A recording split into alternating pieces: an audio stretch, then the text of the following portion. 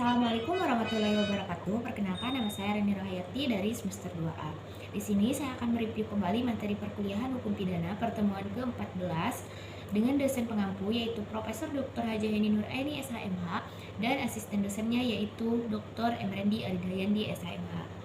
Baik, pada review kali ini yaitu mengenai alasan penghapusan pidana.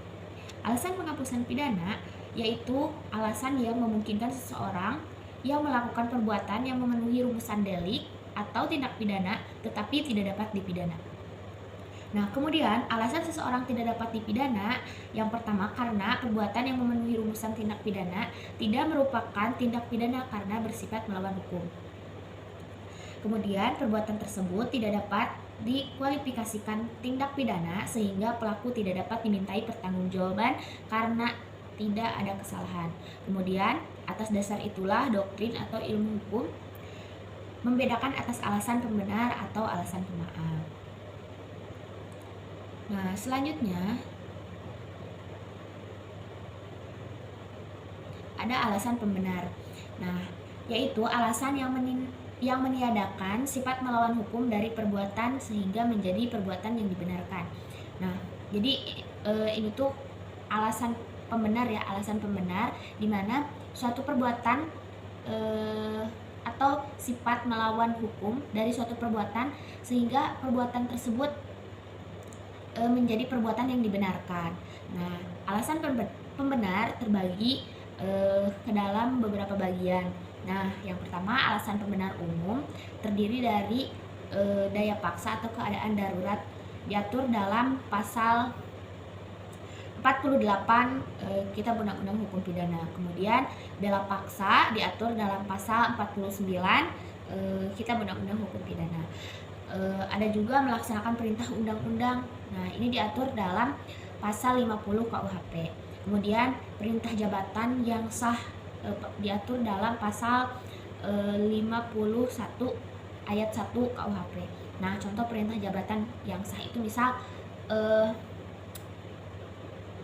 polisi atau polri yang melakukan eksekusi. Nah, itu kan sudah ada perintah jabatan yang sahnya. Nah, walaupun itu telah melakukan tindak pidana, tetapi itu tidak dapat dipidana. Kemudian alasan pembenar khusus. Nah, tadi kan alasan pembenar umum. Nah, ada juga yang kedua yaitu alasan pembenar khusus, terdiri dari dokter dan para saksi yang menghadiri perkelahian. Nah, ini tuh diatur dalam pasal 186 ayat 1 KUHP. Kemudian pencuri paksa untuk membela diri. Nah, ini tuh diatur dalam pasal 310 ayat 3 KUHP. Nah, kemudian ada juga yang dihina dengan putusan hakim yang menjadi tetap dinyatakan bersalah atas hal yang dituduhkan. Nah, ini diatur dalam pasal 314 KUHP. Kemudian alasan pembenar di luar undang-undang. Nah, ada hukum disiplin dari orang tua atau guru, kemudian kewenangan jabatan dari dokter, apoteker, penyelidikan ilmiah. Terus ada juga fungsi negatif dari sifat melawan hukum.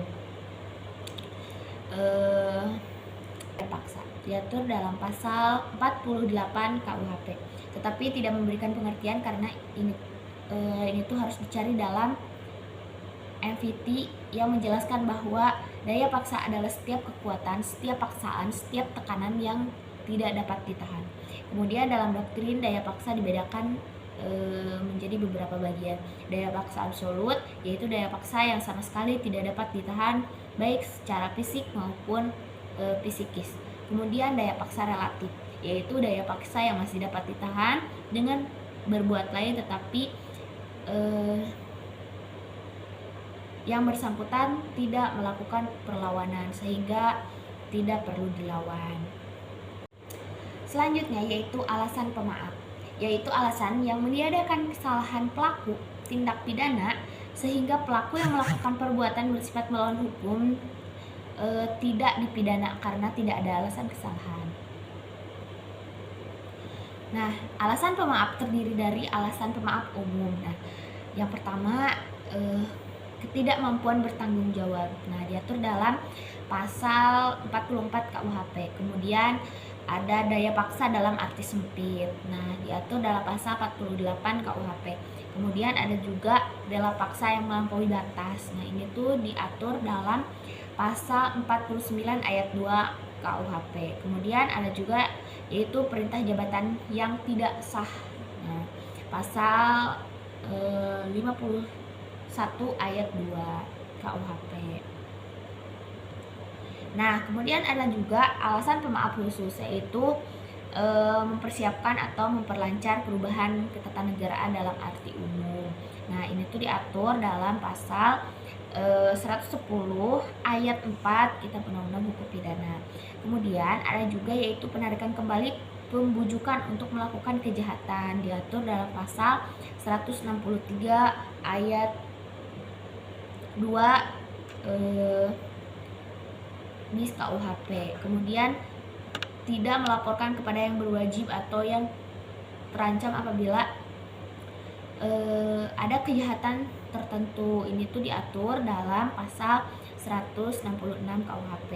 Nah, kemudian ada pencurian antar suami istri. Nah, terus ada juga insubordinasi tidak jadi. Nah, ini tuh diatur dalam pasal 464 ayat 3 KUHP. Kemudian alasan pemaaf di luar undang-undang. Nah, alasan pemaaf di luar undang-undang ini tuh ada beberapa alasan di mana tidak ada kesalahan sama sekali atau taksi, tidak ada kesalahan sama sekali. Kemudian alasan peniadaan pidana putatif. Kemudian daya paksa dibagi menjadi 3, yaitu yang pertama pertentangan antar dua kepentingan hukum. Yang kedua yaitu pertentangan antar kepentingan hukum dengan kewajiban hukum. Nah, yang ketiga yaitu pertentangan antar dua kewajiban hukum. Jadi yaitu pertentangan antar dua kewajiban hukum. Contohnya, dipanggil untuk menghadap ke dua tempat pengadilan yang berbeda dalam waktu bersamaan. Kemudian ada bela paksa yang melampaui batas. Nah, diatur dalam pasal 49 ayat 2, yaitu berupa melampaui batas pembelaan yang dilakukan sebagai akibat yang langsung dari guncangan jiwa yang hebat. Keguncangan jiwa yang hebat itu diakibatkan oleh adanya serangan. Jadi antara guncangan jiwa yang hebat dengan serangan atau ancaman serangan harus ada hubungan yang kasual. Nah,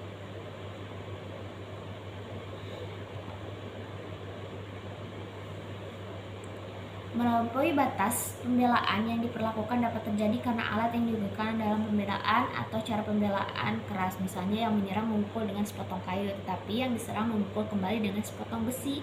Yang diserang sebetulnya dapat melarikan diri atau mengelak dari ancaman serangan, tetapi dia lebih memilih pembelaan.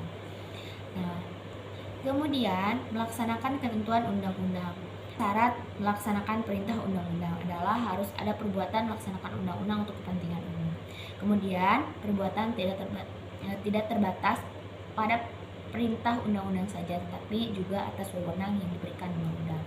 Kemudian perbuatan harus patut, wajar, dan masuk akal. Perbuatan yang masuk kategori melaksanakan undang-undang itu tidak bersifat melawan hukum sehingga masuk dalam alasan pembenar. Kemudian alasan penghapus di luar undang-undang terdiri dari diatur dalam jurisprudensi, yaitu fungsi negatif dari sifat melawan hukum material. Nah, kemudian tidak ada kesalahan sama sekali atau taksi dengan menggunakan alasan pembenar, yaitu tadi kan diatur dalam jurisprudensi, kemudian ada dengan menggunakan alasan pembenar. Nah, hukum disiplin, kemudian persetujuan izin orang yang dirugikan, kemudian ada juga dengan menggunakan alasan pemaaf. Nah, mungkin review materi pertemuan ke-14 dicukupkan sekian. Mohon maaf bila ada salah pembahasan dan salah kata. Akhirul kalam, wassalamualaikum warahmatullahi wabarakatuh.